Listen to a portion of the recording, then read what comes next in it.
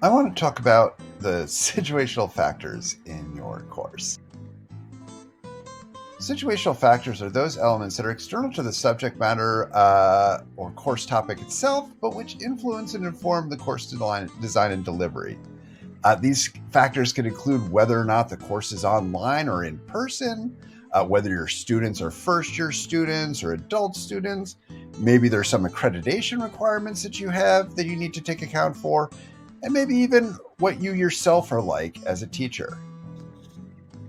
The great instructional designer and professor of instructional design from the University of Oklahoma, Dee Fink, has come up with a list of 6 questions that help identify what the salient situational factors are for really just about any course in higher education.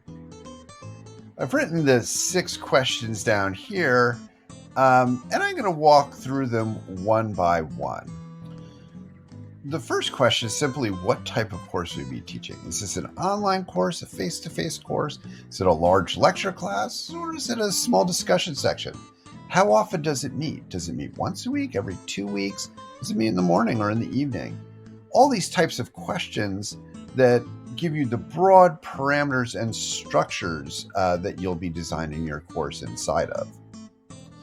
The second question is simply, what kind of students will you have? Are these graduate students? Are they undergraduates, full-time students, first-year students? Maybe they're first-generation students, right? And you might want to be thinking about, depending on what your students are, particular strategies or pitching your course to a certain level, depending on who those students may be or who you think they will be. The third question is, and this is true for almost every course, is, are there external expectations for this course? Maybe this is a course that the accreditation bodies are really looking at, or maybe there's a college or departmental committee that wants this course to do something. There might even be societal expectations about this course, but you want to be aware of this context and make sure you're meeting those expectations, or at least addressing them in the design of the course.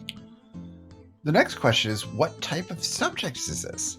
Right? Is this maybe a clinical course where you're teaching specific skills that students will take with them in their profession?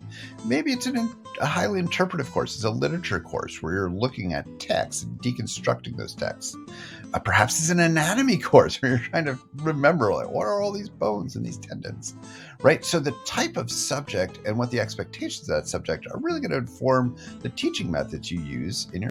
So the next question is, what are your characteristics as a teacher? So is this your first time teaching? Will this course be team taught? Maybe you're an excellent lecturer, or you're really kind of funny, right? You'll want to think about those characteristics of who is teaching, what you like to do in the classroom, what you're good at as you're designing the course. Finally, are there any specific pedagogical challenges associated with this course? So maybe this course requires just lots of rote learning, right? The students have to memorize a lot of stuff.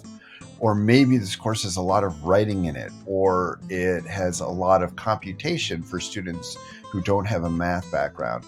You're going to want to think about what these challenges are as you're designing the course and make sure you're accounting for them. Now, with that introduction, we'd like you to brainstorm your own situational factors.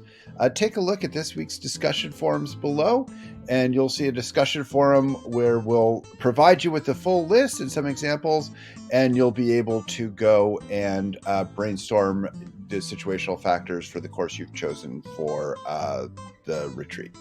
Thank you so much.